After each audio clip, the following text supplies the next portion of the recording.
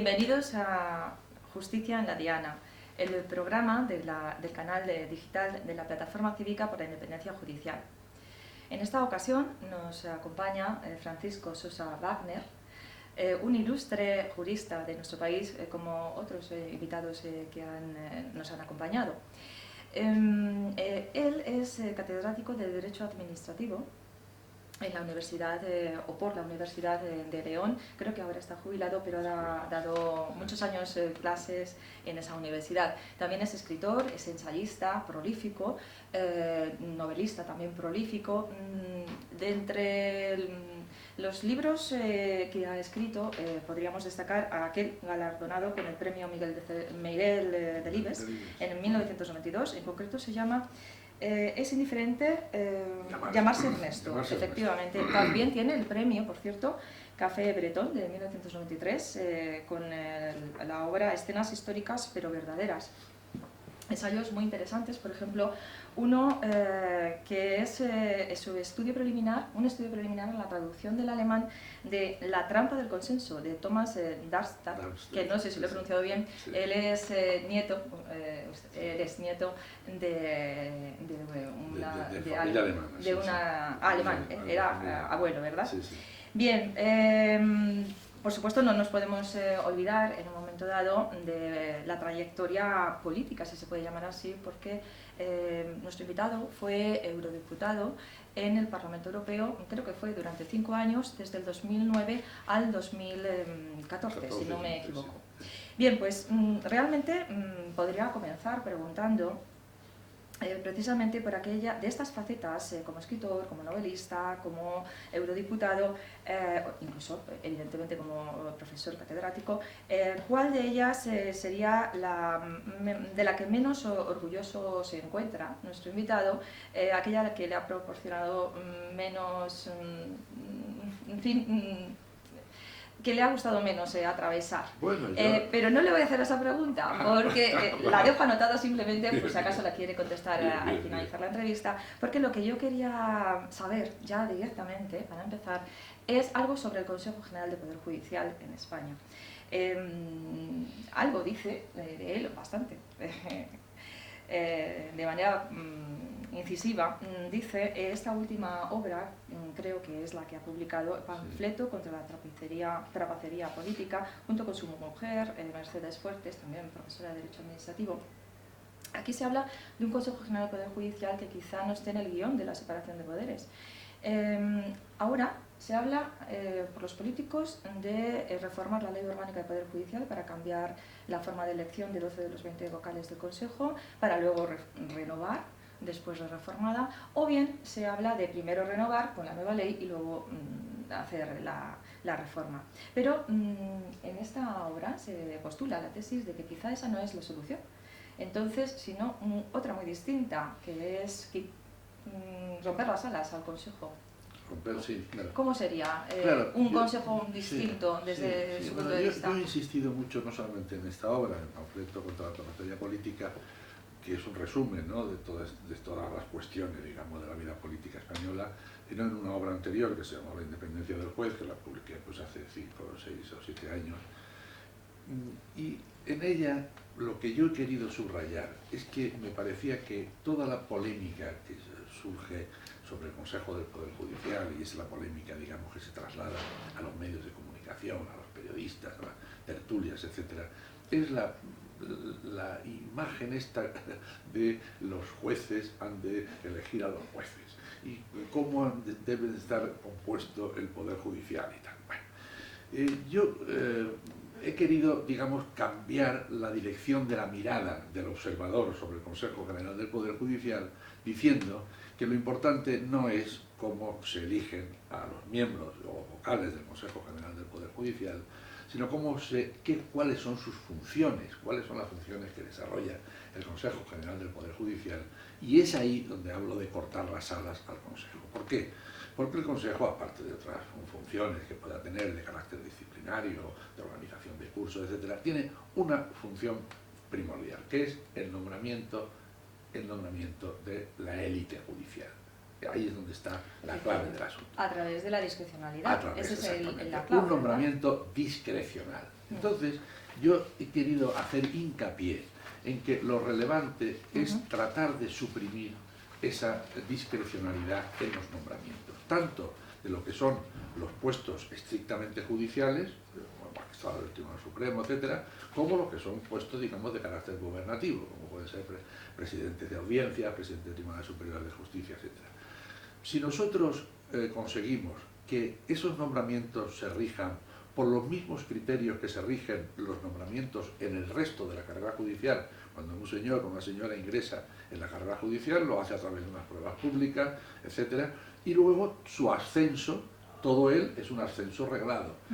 Bueno, pues ¿por qué se corta ese ascenso reglado cuando de lo que se trata es de llegar a la cumbre de la vida judicial? Pero sucede en ese sentido que en la cumbre, como usted dice, de la carrera judicial hay muy pocos puestos, porque en el Tribunal Supremo, por ejemplo, solamente hay 80 puestos, claro. Luego en Tribunales Superiores de Justicia y audiencias provinciales yo no sé si suman más de 200, no lo he contado exactamente. Claro. Entonces somos 5.500 jueces. Evidentemente los que estamos en condiciones de llegar allí seríamos los que alcanzáramos los 60 años aproximadamente, ¿no? Ya por una cierta antigüedad y trayectoria, pero es que aún así seríamos igual hasta 2.000 jueces que estaríamos en esas condiciones. Entonces, para llegar al Tribunal Supremo, algo he leído en este libro, en el panfleto, sobre el sorteo, la posibilidad de llegar justo a esa cúspide, a esos concretos puestos por sorteo, al menos para el Tribunal Constitucional.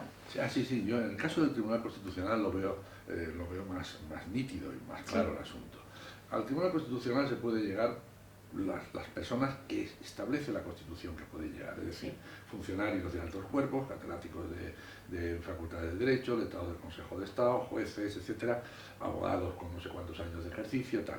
Bueno, mi tesis es que las personas que quieran acceder a esos puestos, que no son todas, todos los catedráticos o todos los letrados del Consejo de Estado, los abogados del Estado, no quieren ser magistrados del Tribunal Constitucional, ¿no? Yo soy catedrático, yo no hubiera querido ser nunca, alguna vez me lo ofrecieron, yo no hubiera querido ser nunca magistrado del Tribunal Constitucional.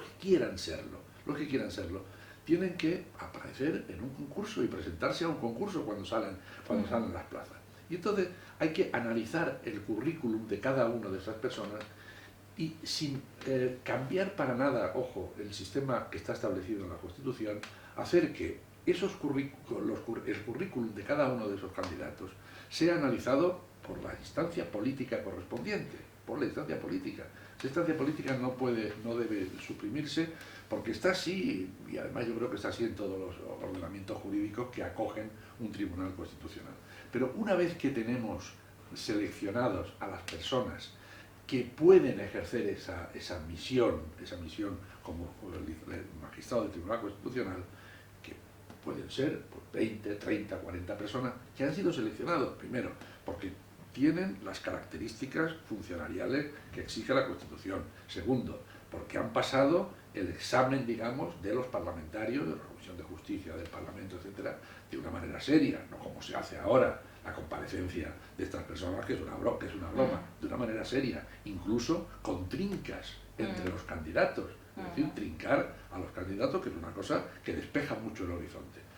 En ese momento, y cuando se han seleccionado y se tienen 30, 40 personas para 4 puestos, o 2 puestos, pues se sortea y nada más. Y entonces ahí se ha roto la vinculación.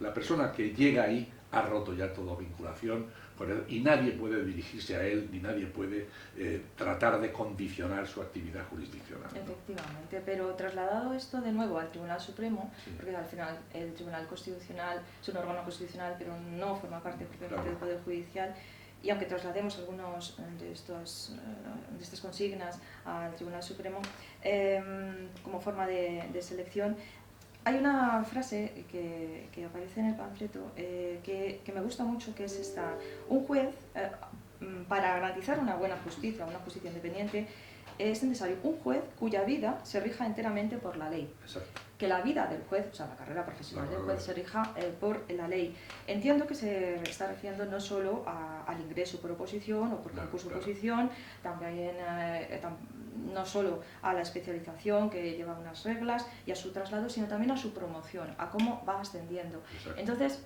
como habla de un juez cuya vida se rige enteramente por la ley, ¿cómo vería que se rigiera precisamente por la ley una carrera horizontal de los jueces? Es decir, que fueran pasando escalones, como la que existe en Italia, que fueran pasando escalones y solo los que llegaran al último escalón, ahí entre todos ellos se pudiera sortear el que quisiera, voluntariamente se postulara como magistrado del Tribunal Supremo, pues que se sorteara. Sí, bueno, pues es un sistema. Aquí lo fundamental es suprimir la discrecionalidad en los nombramientos que hace el Consejo General de Poder Judicial. Esa es la clave. ¿Por qué? Porque sabemos que es una discrecionalidad en manos, además, cuando decimos del Consejo General del Poder Judicial. Esto es como cuando hablamos de que es que el Parlamento elige a los magistrados del Tribunal Constitucional, que va a ser el Parlamento, lo eligen dos muñidores, que uno por el Partido Popular y otro por el Partido Socialista. Sí. En el caso del Consejo General del Poder Judicial, sabemos que son las asociaciones judiciales mayoritarias las que se reparten los puestos. Y esto es una cosa absolutamente poco presentable, poco presentable. ¿Por qué? Pues porque los jueces, vosotros que sois jueces en la asociación, en la plataforma y tal, pues todo juez tiene derecho a llegar al final de su carrera, pero no puede llegar al final de su carrera si no está incorporado a una asociación y a una asociación de las que mandan además, ¿no? Eso es lo que hay que suprimir porque no es presentable. Porque no es presentable, así de sencillo, ¿no? Y hay que buscar un sistema reglado, que además es un sistema que, hombre, los administrativistas lo sabemos especialmente. Claro, tampoco es que los concursos sean absolutamente cerrados y no dejen ningún escapado, ninguna discrecionalidad. Si eso se puede admitir, lo que no se puede admitir es el intercambio de cromos que hacen las asociaciones judiciales mayoritarias a la hora de seleccionar a los magistrados que van a la sala tercera, a la sala segunda, a la sala cuarta. Eso no puede ser. Eso no puede ser porque no es presentable. Y por eso a mí me indigna que los medios de comunicación estén hablando permanentemente de que el Consejo General del Poder Judicial, los jueces elijan a los jueces. Pero qué tontería es esta de que los jueces elijan a los jueces. Tenemos un Consejo del Poder Judicial que tiene unas características. Probablemente, si pudiéramos cambiar la Constitución, no pasaría nada porque se suprimiera el Consejo del Poder Judicial, porque hay que decir que el Consejo del Poder Judicial no es una herramienta imprescindible en la caja de herramientas de la democracia. Hay muchos países que no tienen Consejo del Poder Judicial. Ahí está Alemania por ejemplo. Por tanto, si se suprimiera no pasaba nada. Pero no vamos a partir de la idea de que se suprima, porque está en la Constitución y hay que respetarlo. Usted deje que los jueces elijan a través de los mecanismos a las asociaciones, da igual. Lo importante es que esas personas, que luego las 20 personas, más el presidente, que están ahí, no puedan intercambiarse cromos a través del mecanismo que permite esa discrecionalidad absoluta.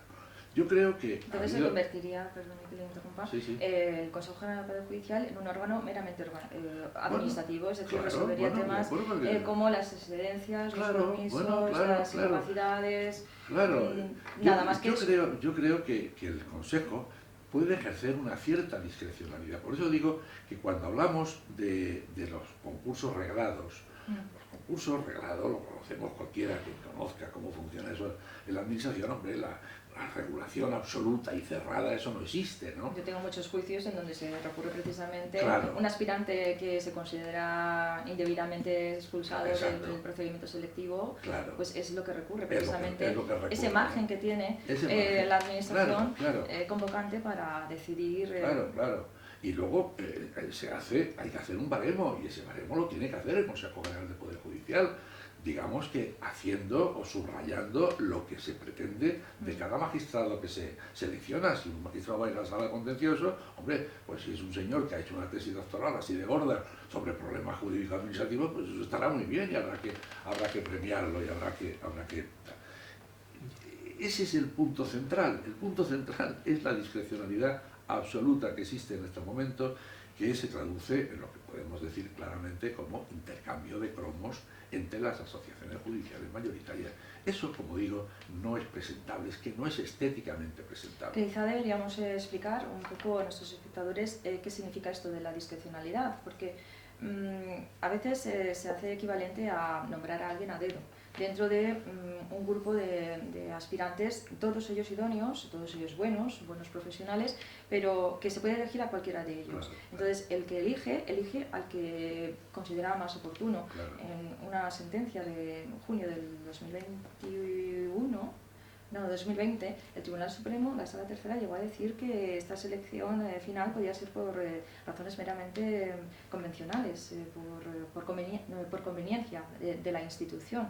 Entonces eso es un riesgo también, que el propio Tribunal Supremo haya reconocido la posibilidad de elegir por conveniencias de la institución, por razones de oportunidad, en una palabra. Bueno, es que el Tribunal Supremo, la Sala Tercera, ha estado recortando la sala del Consejo General del Poder Judicial, porque ciertamente los nombramientos que se hacían hace un montón de años, pues se hacían todavía de una manera más discrecional. Incluso, y ha sido la acción ejercida por las personas que han quedado preteridas en esas promociones al Tribunal Supremo, lo que ha obligado a la Sala Tercera, hombre, a establecer ahí unos ciertos límites, ¿no? Unos ciertos límites. A través de la motivación. A través de la motivación, claro, a través de la motivación, porque hubo un momento en que no había motivación ninguna, es que esto ya era una broma, ¿no? La motivación es la clave. El Tribunal Supremo, la Sala Tercera, ha ido, digamos, recortando esa discrecionalidad, pero se trata de dar un paso verdaderamente en serio, que haya unos concursos reglados y que las personas que tienen todo el derecho del mundo a sentarse en el Tribunal Supremo, un magistrado, un juez que lleva toda la vida en esto y que tiene ya todo el pelo lleno de canas, pues tiene derecho a sentarse en un esto. Y no a pasar por las orcas caudinas de las asociaciones judiciales. Que de alguna manera de un pacto que yo en algún sitio he llamado un pacto embolismático que hacen las asociaciones judiciales. Yo te dejo a ti la sala de lo social y tú me dejas a mí la sala de lo penal. Bueno, eso no. Eso, insisto, es que no es presentable, no es estéticamente, ya no he dicho que sea constitucional o no, que no lo es, desde luego. Es que no es estético, ¿no? No es estético, y ahí es donde está la clave. Y no en la historia esta de que los vocales se elijan por los vocales, por no sé qué, tal y cual. Y esto, al fin, los políticos tendrían que enterarse, pero los políticos no quieren enterarse porque los políticos, todos ellos, quieren meter la mano en los órganos judiciales más importantes. Más importantes. Eso es así. Entonces, ¿visos de que esto cambie? No, hay muy pocos. Hay muy poco. ¿Podemos ser razonablemente pesimistas? Hombre, yo creo que ha habido una reforma de la Ley Orgánica del Poder Judicial que ha introducido ahí todo esto de la digamos, de la búsqueda de una cierta objetividad. Sí. Lo que pasa es que eso exige ahora un complemento, que es que los propios vocales del Consejo de Poder Judicial se pongan de acuerdo sobre criterios, etcétera, ¿no? Y eso no se ha hecho, ¿no? Y habiendo estado en el Parlamento Europeo, y puesto que las indicaciones que nos vienen de Europa, del Greco y de la Comisión Europea, son muy claras en el sentido de que debemos reformar la ley orgánica para cambiar este sistema de elección del Consejo, porque es una fuente de corrupción. ¿Cree que desde Europa se puede conseguir algo? ¿Que la capacidad de las autoridades europeas pueden ser grandes a la hora de que nuestros políticos cambien? Greco y en general las instituciones europeas tampoco tienen muy claro toda esta doble vertiente, que una cosa es, digamos, lo que es el órgano de gobierno de los jueces y cómo se selecciona ese órgano de gobierno de los jueces, y otra cosa es las funciones que ese órgano de gobierno de los jueces tiene a la hora de nombrar a la élite judicial. Eso yo creo que no lo tienen claro. Yo creo que no lo tienen claro, y ellos en lo que se fijan más es allí donde existe, porque no existe en todos los países, un órgano de gobierno de los jueces como es el Consejo, bueno, que eso sea un órgano, hombre, que no esté señalado y nombrado por el Poder Ejecutivo, por tal, ¿no?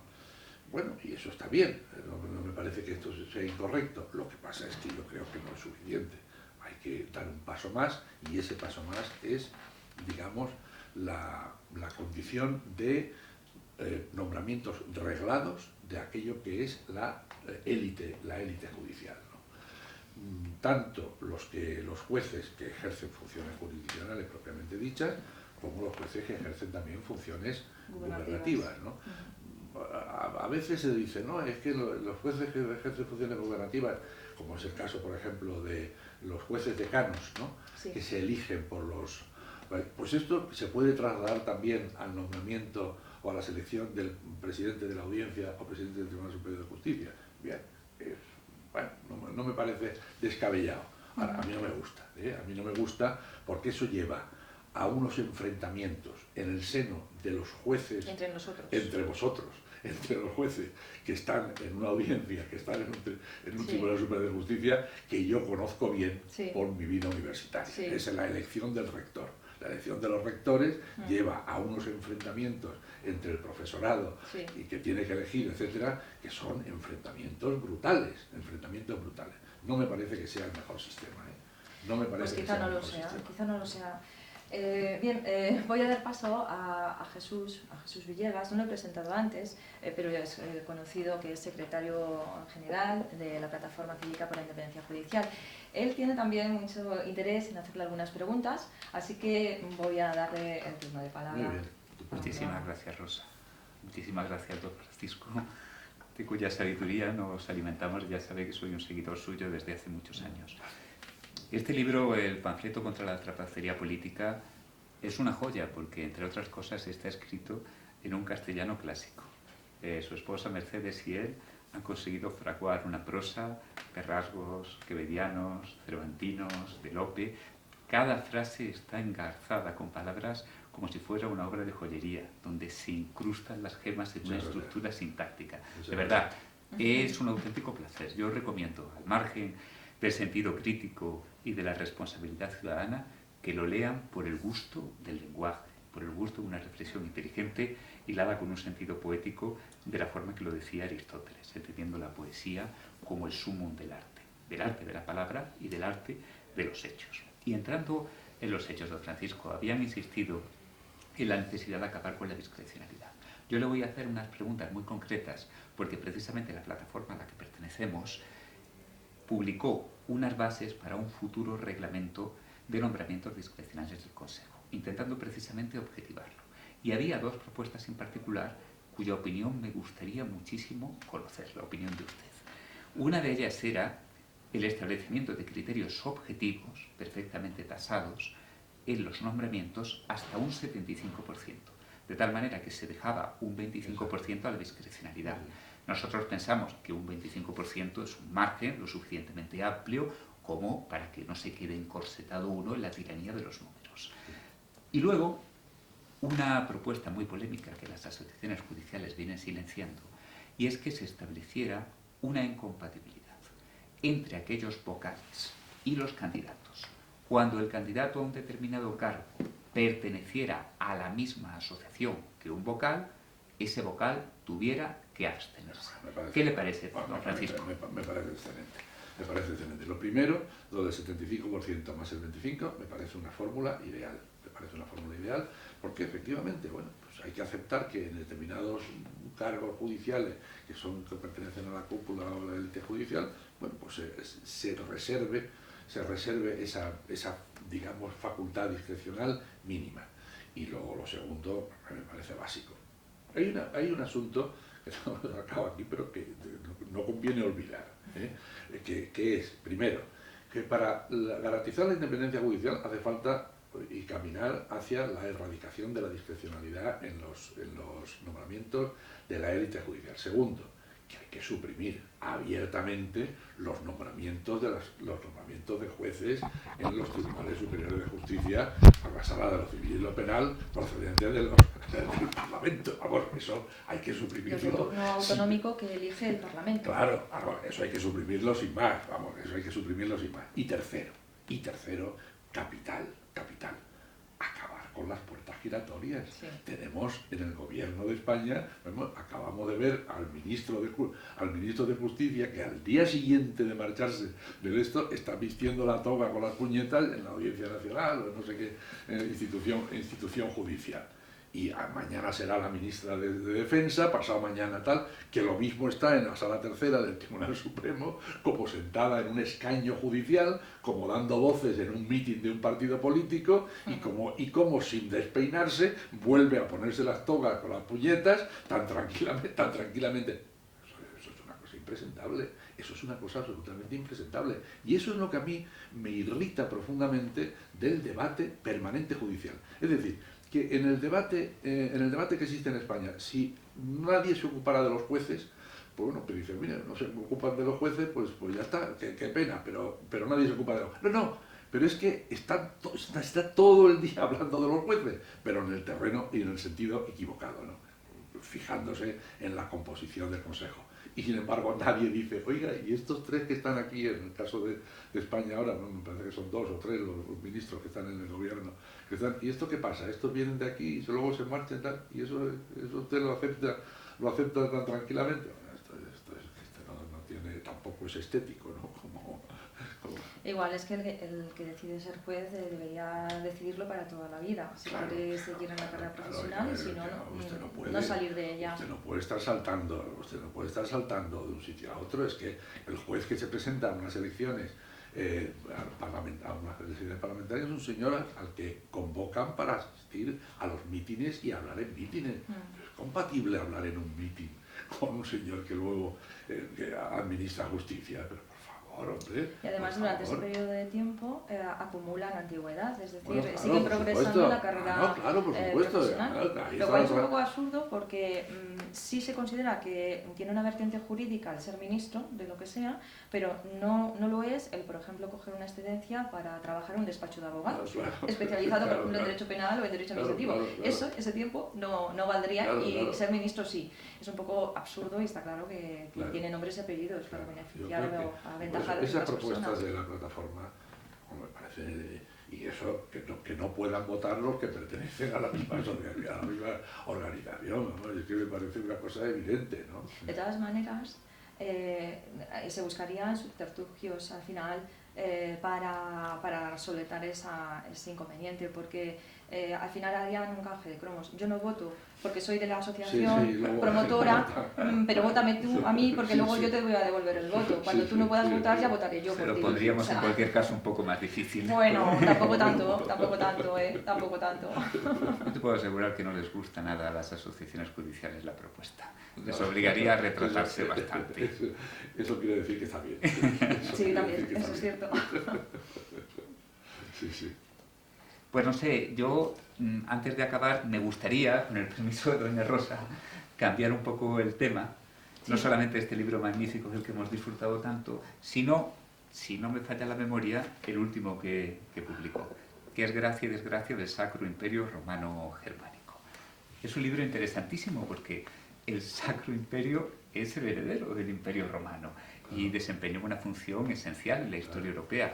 Nuestro famoso Carlos V, que lo llamamos el emperador y no sabemos de qué es, era emperador de este imperio. Bien, yo ya digo que este es otro de los libros con los que he disfrutado sobremanera.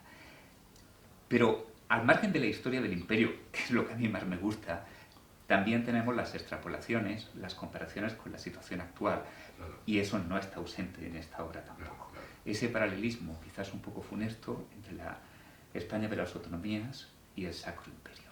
Y yo le voy a hacer una pregunta muy técnica a don Francisco, que me gustaría que la respondiera echando mano de sus conocimientos jurídicos, y es sobre un concepto que se maneja quizás no con demasiado rigor, que es el de asumir una federalización, una España federal, el concepto de lo federal, de la federación. A veces, me da la impresión a mí, corríjame si me equivoco, que cuando se habla de que España tiene que avanzar en una federación, de lo que se está hablando para algunos es como de una mayor pérdida de competencias del Estado central. Pero cuando vemos las experiencias del derecho comparado, nos damos cuenta de que los estados federales, aunque están muy descentralizados, tienen un núcleo duro de competencias que no va erosionándose permanentemente como ocurre en el estado de las autonomías. Entonces mi duda es, si avanzáramos hacia una España federal, quizás, paradójicamente, estaríamos de alguna forma reforzando el poder central. Sí, claro, eso está claro. Usted cita el libro mío, Gracia y desgracia del Sacro Imperio Romano Germánico, que tiene un subtítulo, Montgelas, como el liberal incipiente que organiza el Estado de Baviera. Hay que decir que el Estado de Baviera era, pues ahora es una parte de Alemania, pero ciertamente Baviera era, pues como ahora puede ser Suiza o puede ser Polonia, etcétera, un Estado independiente. Y debo decir que los constituyentes americanos a finales del siglo XVIII, conocían bien el mundo europeo y estudiaron muy bien, cuando hicieron la Constitución americana, estudiaron muy bien el caso de la Confederación Helvética y del Sacro Imperio Romano Germánico. El Sacro Imperio Romano Germánico es un modelo de organización política que tuvo Europa, heredero teóricamente del Imperio Romano y tal, pero debo decir que los constituyentes americanos a finales del siglo XVIII, que conocían bien Europa, conocían y habían estudiado el modelo de la Confederación Helvética y el modelo del Sacro Imperio Romano Germánico, y ambos los descartaron por completo a la hora de hacer la Constitución americana. ¿Cuál ha sido el resultado? Que allí han hecho un Estado federal serio, una República Federal seria, que es el modelo, digamos, para todo el mundo de República Federal. De la misma manera que lo es en Alemania para Europa, que es lo más cercano, digamos, que tenemos. Y efectivamente las competencias, la idea de que un Estado puede sobrevivir sin unas instituciones fuertes, centrales, es una idea absolutamente utópica, eso no puede existir. Y sobre todo hay que decir una cosa muy importante, y es que los Estados federales subsisten cuando existen partidos políticos nacionales que son sus columnas vertebrales. La columna vertebral de un sistema federal son los partidos políticos nacionales. Esto lo vemos claramente en el caso de los Estados Unidos y lo vemos en el caso alemán, la democracia cristiana, los socialdemócratas, los verdes ahora, los liberales que están, son partidos nacionales. Y eso es lo que permite que un régimen y un sistema federal funcione adecuadamente. Lo que no puede funcionar nunca es un sistema descentralizado donde el poder real sobre las instituciones la tengan organizaciones que no tienen una representación nacional, que la tienen sobre una parte del territorio y naturalmente se preocupan de lo que a ellos les interesa en sus respectivos territorios. Eso es el caos garantizado, claro. Habla de los partidos nacionalistas, Todos ¿no? los partidos nacionalistas, Que tienen claro. mucha presencia en una determinada región o comunidad Y autónoma y no en el eso resto. es muy importante, y quisiera terminar diciendo que la responsabilidad de que los partidos nacionalistas españoles se hayan convertido en lo que se han convertido, un obstáculo importante para hacer una política nacional, la tienen el Partido Socialista Obrero Español y el Partido Popular, que no han querido jamás cambiar esa situación. No lo han querido. Y aquí estamos pagando las consecuencias, claro. De todas formas, supongo que todas estas corrientes, estas variables, estas circunstancias se barajaron en la comisión de expertos que elaboró o que estudió la composición, la creación del Estado de las Autonomías, nuestro Estado actual, en el momento previo a la promulgación de la Constitución española. Sé que formó parte de la comisión de expertos, presidida, creo, por Eduardo García de Interría. Pero creo que esto ya se sale de los márgenes de esta entrevista. Quizás emplazamos a la siguiente, a empezar por este punto en concreto, muy interesante sin duda. Ahora nos debemos despedir, no sin antes preguntarle si quiere contestar a la pregunta que le hacía al principio. Sí, ¿qué es lo que menos le gustó? No, yo le voy a decir o de lo que menos orgulloso se siente. Yo no le voy a decir qué es lo que menos me gustó, yo le voy a decir qué es lo que más me ha gustado de mi vida, la de ser profesor universitario. Claro, es que yo quería que me hablara de haber sido político o parlamentario. Bueno, efectivamente, la experiencia política ha sido muy interesante, pero no ha sido la más interesante. No ha sido de mi la vida. más interesante. Para mí, lo fundamental es haber sido profesor universitario. Siempre digo que 20 veces que naciera, 20 veces que me haría profesor. Lo debería hacer. Muy bien, pues con esto despedimos esta nueva emisión de Justicia en la Diana. Muchas gracias por venir, muchas gracias por colaborar en la entrevista y hasta la siguiente. Muchas gracias.